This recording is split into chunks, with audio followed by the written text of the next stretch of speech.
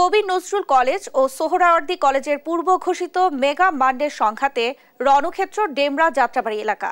ব্যাপক ভাঙচুর, লুটপাটে ধ্বংসস্তূপে পরিণত হয়েছে মাহবুবুর রহমান মোল্লা কলেজ। দুই পক্ষের সংঘর্ষে আহত শতাধিক শিক্ষক শিক্ষার্থী। বন্ধ হয়ে যায় ঢাকা সিলেট মহাসড়কে যানবাহন চলাচল। পরে পরিস্থিতি নিয়ন্ত্রণে আনে যৌথ বাহিনী। মোতায়েন করা হয় ৬ প্লাটুন বিজিবি। এদিকে সংঘর্ষের ঘটনায় ৮,০০০ জনের বিরুদ্ধে সূত্রাপুর থানায় মামলা করেছে পুলিশ। হাসান মাহমুদ ও ফজলে আদিত্যকে সঙ্গে নিয়ে শিউলি রায়ের রিপোর্ট।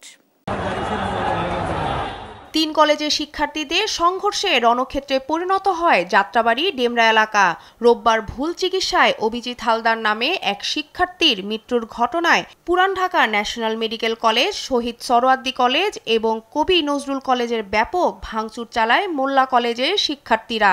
এর জেরেই সোমবার পাল্টা হামলা চালায় সোহরাওয়ার্দী ও কবি নজরুলের শিক্ষার্থীরা। মোল্লা কলেজ ভাঙতে শুরু কথা। মোল্লা কলেজ আমাদের অস্তিত্বের পুরো কালকে আঘাত আনছে। আমার পরীক্ষা ছিল সোহরাওয়ার্দী কলেজে, আমরা কবি নজরুল কলেজের। তো আমাদের কালকে হলে ঢুকিয়া যথেষ্ট সময় ব্যাংক ভাঙা করছে, পুরো কলেজ ভাঙিয়ে দিছে, আমাদের বাইরের উপর আক্রমণ করছে। তো এই প্রতিবাদকে আজকে আমরা যাচ্ছি ওই ডাক্তার মাহবুবুর মোল্লা কলেজ ভাঙতে। কালকে আমাদের স্টুডেন্টের উপর যখন অত্যাচার হয়েছিল, যখন নির্যাতন চালাইছিল, যখন হামলা করছে, তখন আমাদের প্রশাসন কি কোনো পুলিশ সেনাবাহিনী এনে কোনো প্রোটেক্ট দিতে পারছে? পূর্ব ঘোষিত মেগা মান্ডের কর্মসূচি অনুযায়ী বেলা 12টায় যাত্রাবাড়ির ডক্টর মাহবুবুর রহমান মোল্লা কলেজের দিকে অগ্রসর হয় দুই কলেজের শিক্ষার্থীরা। এতে ৩ পক্ষের মধ্যে দফায় দফায় সংঘর্ষের রণক্ষেত্রে পরিণত হয় যাত্রাবাড়ি ডেমরা এলাকা। ধ্বংসস্তূপে পরিণত হয় মোল্লা কলেজ। এই সময় লুটপাটেরও ঘটনা ঘটে। সংঘর্ষ চলাকালে ৩ কলেজের বেশ কয়েকজন শিক্ষক ও শিক্ষার্থী আহত হয়। তাদের মধ্যে কয়েকজনের অবস্থা গুরুতর। মোল্লা কলেজে শিক্ষক শিক্ষার্থীদের দাবি, আইন শৃঙ্খলা বাহিনীর সাথে বারবার যোগাযোগ করার পরও আশানুরূপ সাড়া মেলেনি। পুলিশ, র্যাব, ডিজিএফআই, এনএসআই এবং এসবি পর্যন্ত সেনাবাহিনীর সকলের কাছে ইনফরমেশন দেওয়ার পরও জগন্নাথের সামনে, টিএসসির সামনে রোড মার্চ করে এইভাবে একটা প্রতিষ্ঠানে হামলা করা, এর চেয়ে ন্যাক্কারজনক ঘটনা পৃথিবীর ইতিহাসে বিরল। ছাত্রদের যেভাবে পারছে এভাবে মারছে। এলাকার শিশু হইতে বড় হইতে মহিলাদের গায়ে পর্যন্ত এলাকায় হাত তুলছে, যারা এলাকার মানুষ।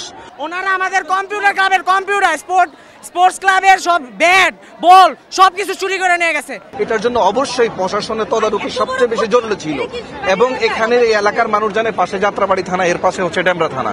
এই দুইটা থানা ওভারটেক করে যে আজকে হামলাটা হলো, এটা হচ্ছে আমার এই প্রশাসনের কাছে প্রশ্ন। এক পর্যায়ে যৌথ বাহিনীর উপস্থিতি বাড়লে পরিস্থিতি নিয়ন্ত্রণে আসে। ঘটনাস্থল পরিদর্শন করে ঊর্ধ্বতন কর্মকর্তারা তারা জানান, হামলায় কয়েক কোটি টাকার ক্ষতি হয়েছে। জড়িত সবাইকে আইনের আওতায় আনা হবে। ভেতরে প্রবেশ করে আমরা বিভিন্ন কক্ষ, বিভিন্ন ফ্লোরগুলো আমরা দেখেছি। এখানে কোটি কোটি টাকার সম্পদ লুটপাট হয়েছে,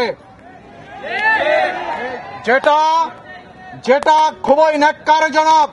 একটি স্বার্থান্বেষী মহল এই ঘটনার সাথে জড়িত বলে আমরা মনে করি।